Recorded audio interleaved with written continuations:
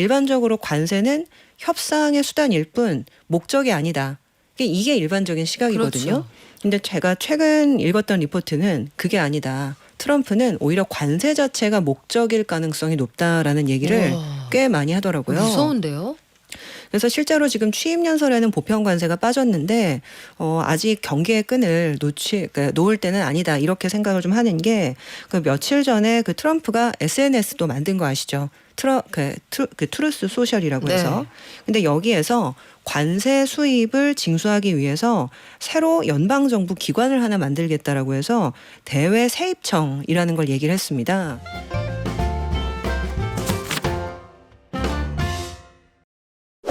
아메리카 이스백 이걸 외치면서 트럼프 당선인이 대통령으로 돌아왔습니다. 다 알고 있었는데 미국 우선주의 너무나 강해질 것 같고요. 캐나다, 멕시코 관세를 시작으로 해서 우리나라에도 미치는 영향 제법 클 것 같죠. 트럼프 2기에는 어떤 세상이 될지 우리는 어떻게 대응하면 좋을지 신영증권 박소연 이사에게 조언 구해보겠습니다. 안녕하세요. 네, 안녕하세요. 이사님, 트럼프 대통령은 변비도 없을 것 같아요. 이렇게 하고 싶은 거 다 하고 사는 사람이 있나 싶은데 말 한마디에 막 전 세계가 들썩들썩하고요. 취임식 어떻게 보셨습니까? 일단 미국 우선주의가 거의 공식화되는 첫 장면이었다라고 해도 과언이 아닐 정도였는데요. 일단 이제 혹한으로 이제 취임식이 실내에서 열렸는데 원래 야외 기억이었는데 한 22만 장 정도 티켓이 배부가 됐었다 하더라고요. 근데 이제 혹한 때문에 2만 명만 실제로 참석을 했고 이 로툰다 홀에서 이제 공식 취임식이 열렸는데 700여 명이 들어갔고 나머지는 그 아래 홀에서 대기를 하는 형식으로 해서 TV를 좀 본 것 같습니다. 근데 이제 그 이후 지지자들이 집결해 있는 아레나로 이제 내려가서 네. 자기 이제 대중적인 연설을 하는데 사실 본심은 거기에 다 드러난 것 같더라고요. 그래서 오늘 날씨가 아름다워서 이런 날씨면 4년마다 한 번씩 또 해도 되겠다. 이렇게 얘기를 한 거예요. 그러니까 이제 지지자들이 와 하고 웃었는데 사실 이게 굉장히 뼈가 있는 얘기인 게 아시겠지만 미국은 수정헌법상 대통령을 2번 이상 못 합니다. 그렇죠. 그런데 트럼프는 계속 지금 3선을 하고 싶다라고 얘기를 많이 하고 있거든요. 그러니까 이 얘기는 뭐냐면 직전에 대통령을 했는데 한 번 낙마하고 다시 대통령이 된 거잖아요. 그러니까 이제 수정헌법은 2번 연속 연임할 수 없다라고 했지 연임이 아니면 사실상 할 수 있는 거 아니냐는 거예요. 아니 퐁당퐁당도 하지 말란 얘기는 안 했잖아. 이 말이네요. 맞습니다. 와. 그래서 실제 트럼프는요, 그 루즈벨트 대통령이 4번을 했거든요. 그래서 16년을 했는데 그거는 이제 50년대 초반에 수정헌법이 좀 연임을 금지하기 이전에 사선을 한 겁니다. 그래서 이제 루즈벨트도 16년 했는데 나라고 못할 게 뭐냐. 수정헌법은 사실상 그 연임을 금지한 거지 2번, 3번을 금지한 건 아니다. 지금 기술 들어가는 것 같은데요. 그러니까요. 네. 그래서 사실상 굉장히 여러 가지 보관을 안고 2기 행정부에 들어오는 사람이고 그만큼 1기 때보다는 굉장히 더 강력한 권력과 준비를 하고 올라온 상태다. 이렇게 봐주셔야 될 것 같습니다. 야, 철퇴를 들고 심지어 경력직으로 돌아왔는데 헌법 내가 자세히 보니까 연임으로 하지 말라고 했지 건너뛰고도 하지 말란 말은 안 했어. 이런 생각을 하고 있다니 너무 무서울 정도인데 아니 그래도 취임식 날 행정명령 100개 들고 올 거다 이런 전망까지 있었는데 주머니가 되게 무겁지는 않았어요. 일단 지금까지 서명한 행정명령들 어떤 게 있는지 좀 정리를 해볼까요? 네, 일단은 가장 먼저 파리 기후변화협정 탈퇴하겠다. 요거 서명을 했고요.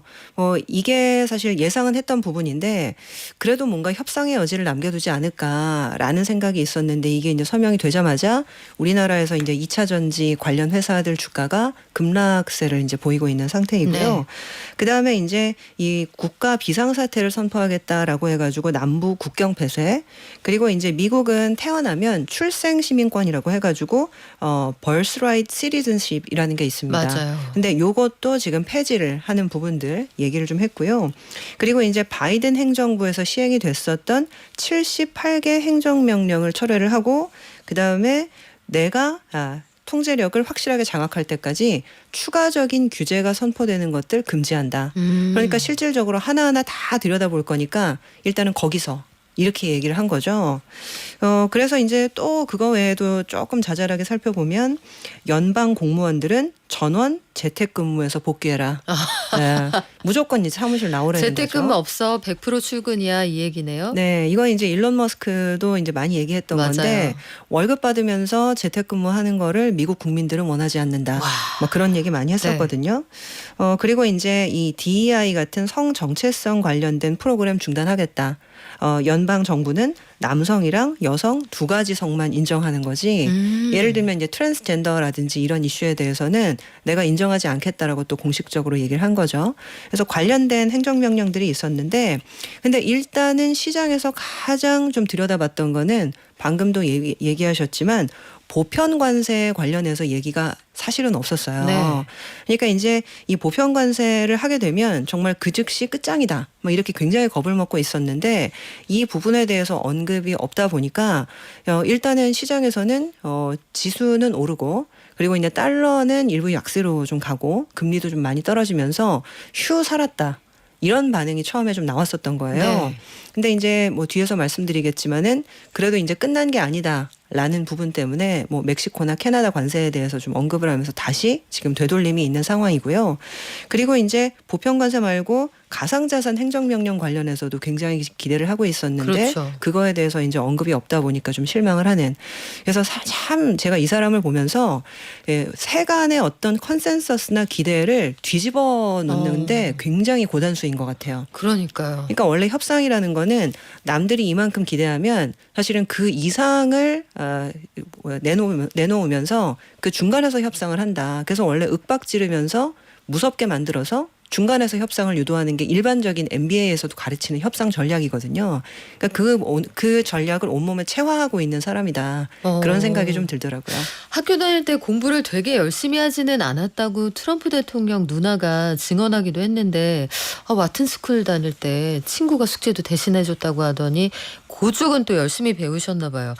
근데 에너지 규제를 풀고 관세를 물려서 미국의 제조업을 살리겠다. 근데 미국이 서비스 중심으로 커온 지 굉장히 오래됐고 생산이 아니라 소비 중심으로 성장한 지 아주 오래됐잖아요. 이걸 가지고 갑자기 미국이 이쪽을 통해서 부강해 줄 수가 있나요? 사실 1800년대 후반까지만 해도요. 미국이 그 관세 이외에는 그 세금이 없었던 시절들이 있었습니다. 그러니까 이게 이제 어떤 논리냐면 왜 우리끼리 세금을 걷고 그래. 남한테 세금을 걷어야지. 우리끼리는 세금 없고 남한테 세금 걷자. 그러니까 그 당시는 사실 그럴 수밖에 없었던 게 관세 이외에는 거둘 수 있는 시스템 자체가 없었어요. 그러니까 예를 들면 이제 워싱턴이나 뉴욕에서 사는 공무원들이 뭐 플로리다나 LA나 이런 데 사는 사람들의 세원을 파악하기가 어렵잖아요. 그렇죠. 그러다 보니까 이제 항구에서 배가 들어오면 그거 기다리고 있다 팔짱 끼고 이거는 얼마 이거는 얼마 이렇게 관세를 부과할 수밖에 없었던 거죠.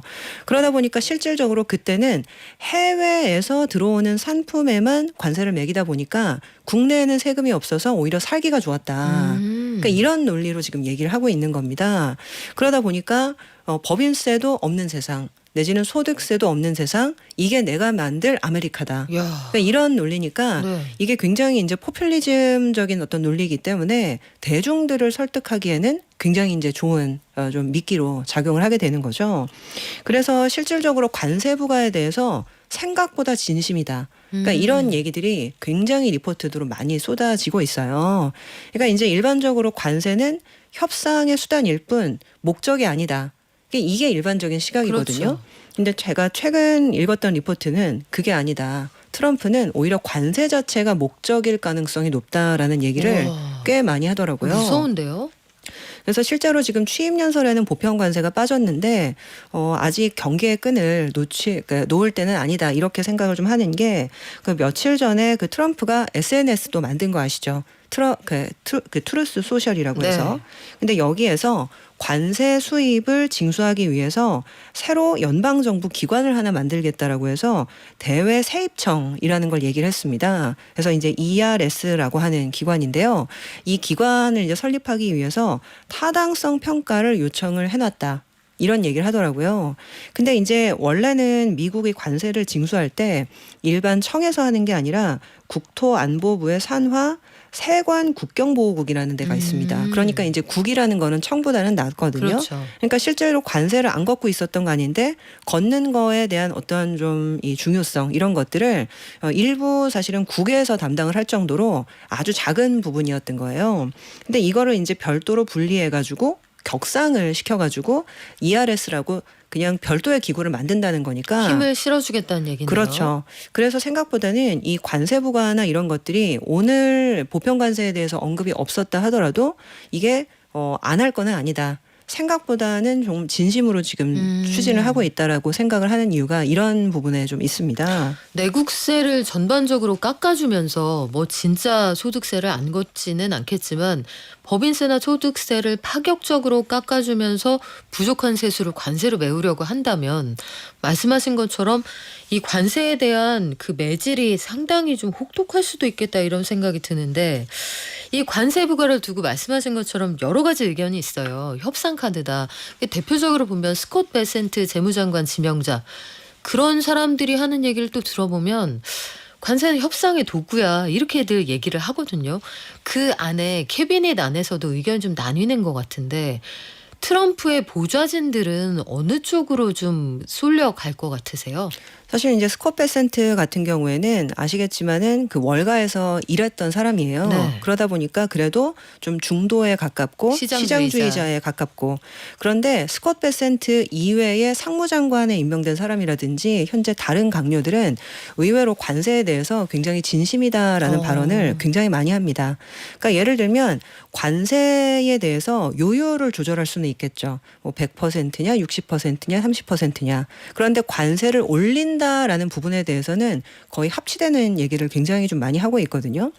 그래서 실질적으로 지금 협상을 하기 위해서 센 카드를 내놓고 중간에서 협상을 하겠지만 그게 관세를 아예 철회하는 방향은 아닐 가능성이 높다. 이런 얘기들이 상당히 좀 있고요. 그러다 보니까 이 협상에 대해서도 이게 만만치 않을 거다라는 얘기들을 조금 하고 있는 상황이죠. 근데 지난 1기 때는요. 그때도 자아가 웅장했기 때문에 관세 무섭게 물릴 거야 했지만 실질적으로는 멕시코의 로비도 있었고 또 공화당 안에서도 그 멕시코와 관련된 비즈니스하는 상공회의소 이런 곳들에서 이렇게 하면 안 돼. 이렇게 하면 우리도 손해야 해서 결국은 하고자 하는 만큼은 못했잖아요. 의회의 견제가 트럼프의 갈 길을 좀 막아설 가능성은 없을까요? 근데 1기랑은 상당히 좀 다른 게요. 그 1기 때랑은 상당히 다르다라고 말씀드리는 이유가 그 트럼프는 1기 때는 사실 처음에는 자기도 대통령이 될 줄 사실 몰랐던 것 같아요. 어머 나 진짜 된 거야? 이렇게 반응을 했군요. 그렇죠. 그러니까 사실 될 거다라고 얘기는 했지만 과연 될까? 왜냐하면 사실 정치인이 아니었기 때문에 그렇죠. 외부에서 온 사람이잖아요. 벼락스타였죠. 그러다 보니까 처음에는 대통령이 된 다음에 누구를 어디 자리에 앉힐지도 결정을 못해서 당시 뭐 비서실장이나 이런 사람들을 폭스뉴스에서 라디오 진행자들을 데리고 와가지고 맞아요. 그러니까 당시 이제 자기한테 좋은 말 했던 사람들 그래서 정치권에 전혀 경험이 없고 행정이나 이런 것들을 모르는 사람들을 급하게 앉혔기 때문에 실질적으로 준비가 거의 되지 않고 올라왔고요. 그리고 공화당 내에서도 트럼프 반발 세력이 여전히 남아 있었어요. 그 당시 이제 트럼프 반발 세력이라고 얘기되는 대표적인 것들이 이제 티파티. 그래서 실제로 이제 그 티파티의 그 선두 주자가 하원 의장이었던 폴 라이언이라는 사람이었거든요. 근데 이 폴 라이언이라는 사람이 트럼프가 공화당의 기본 기조와 엇나가는 발언을 하거나 엇나가는 정책이나 행동을 하려고 하면 그거를 제재하고 중간에서 협상을 하면서 굉장히 노력을 많이 했었거든요. 근데 이 폴 라이언이라는 사람이 한 2년 정도 있다가 정계 은퇴를 선언을 합니다. 왜요? 그러니까 이 정계 은퇴 선언을 한 게 사실상은 나는 가족과 좀 더 많이 시간을 보내고 싶어서 은퇴한다.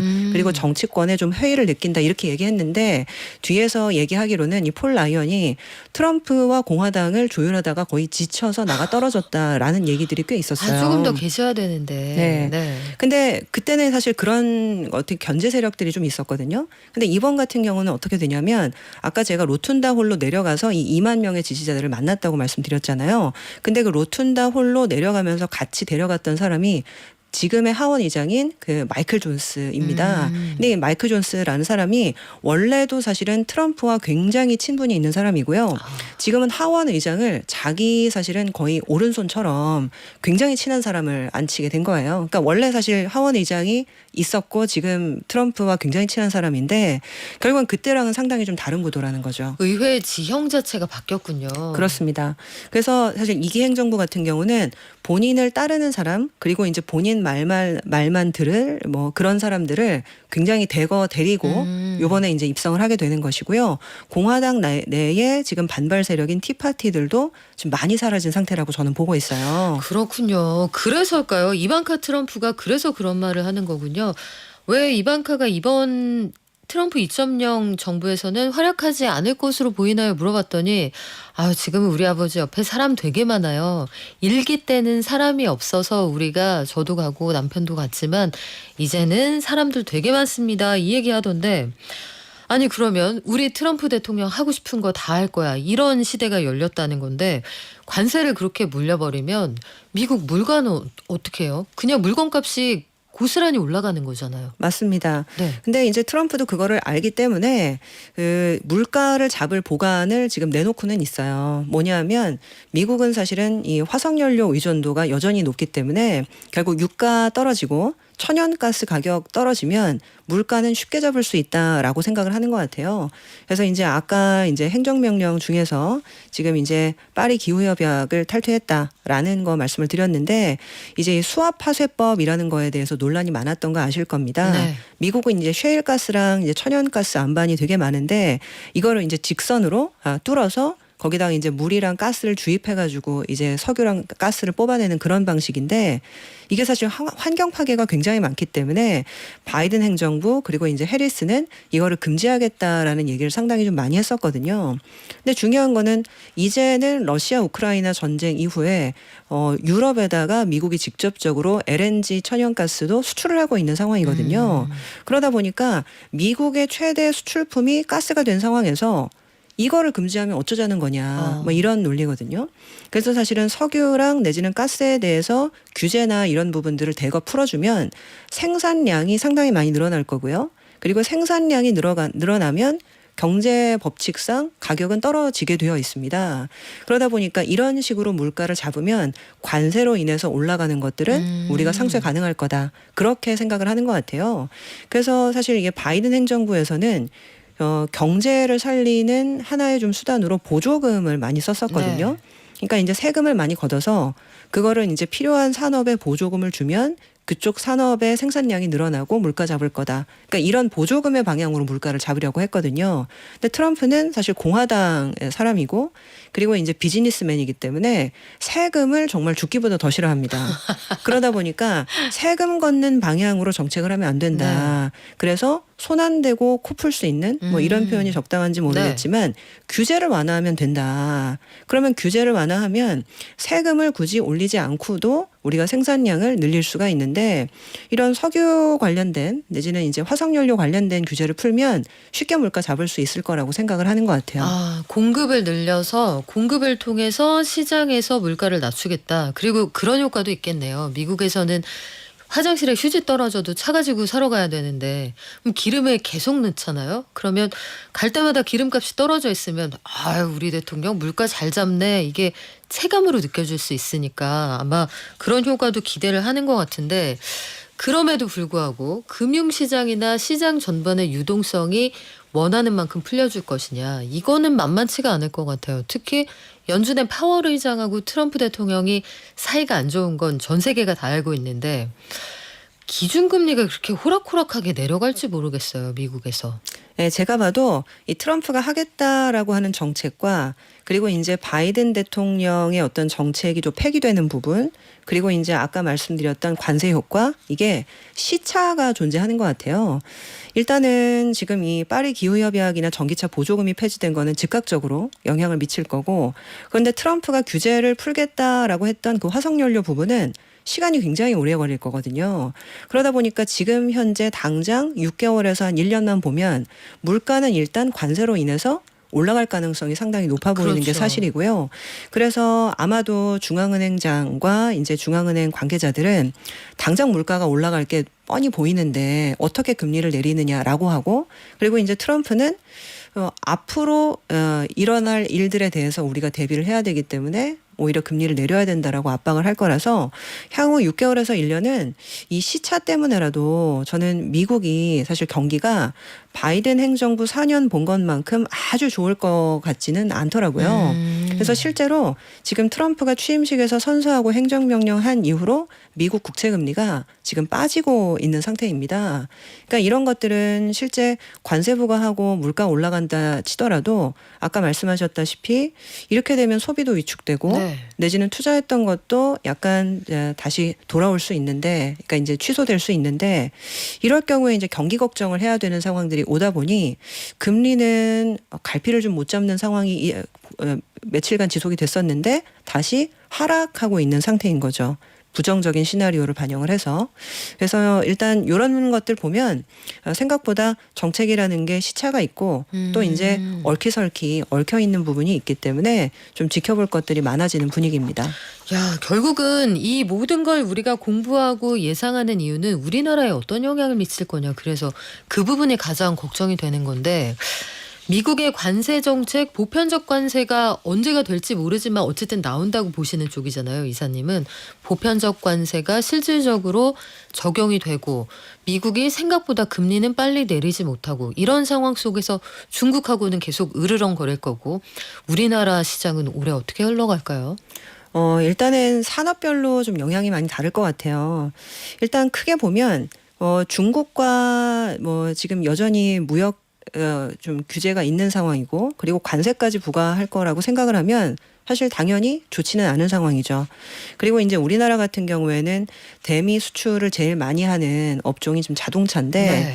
실제 이제 보편 관세를 부과를 하게 되면 우리나라 이제 한미 FTA나 이런 것들도 무시하고 그냥 가겠다라는 발언들을 캠페인 때는 상당히 많이 했었거든요. 그러다 보니까 이제 우리나라가 이제 무역 흑자를 내고 있는 부분에 대해서 트럼프가 좀 수술을 하겠다, 메스를 들이밀게 되면 우리나라 업종에서는 사실 이 수출 관련된 의존도가 좀 높은 업종들, 특히 이제 자동차나 이런 부분들이 상당히 좀 타격받지 않을까 걱정을 좀 하고 있고, 그리고 이제 2차 전지나 이런 것들이 보조금을 좀 많이 받았던 산업이기 때문에 그렇죠. 2차 전지에 대해서도 좀 우려가 많이 나오는 상황. 근데 이게 또 항상 플러스가 있으면 마이너스가 있고 마이너스가 있으면 플러스가 있는데 그나마 좀 기대를 하고 있는 산업들도 없지는 않는 것 같아요. 네. 아까 이제 말씀을 드렸다시피 규제를 풀겠다고 하는 산업들은 기회는 있는 거거든요. 근데 지금 규제를 풀겠다고 하는 게 아까 말씀드렸던 화석연료 이외에도 지금 이 원전이라든지 그리고 이게 이 바이오라든지 이런 부분에 대해서는 규제를 풀어서 약가를 낮추겠다. 그리고 이제 원자력 관련해서는 우리가 이제 전력 공급을 늘리겠다. 네. 이런 얘기를 좀 하고 있고요. 그리고 실제 제가 아까 LNG 수출국이 됐다라고 말씀을 드렸는데 이 수출할 수 있는 배가 필요하다 보니까 우리나라 조선 같은 경우는 좀 수혜를 볼 수 있지 않을까 기대감이 좀 있긴 있어요. 우리나라가 다 잘하는 것들에 기회가 있다고 하니까 마음이 안심이 되는데, 이사님 우리 안 되겠어요. 우리 조만간 다시 한번 모셔서 일단 한 며칠 지내보고 트럼프 시대 한번 진단 다시 한번 해보시죠. 지금까지 신영증권 박소연 이사와 함께했습니다. 고맙습니다. 감사합니다.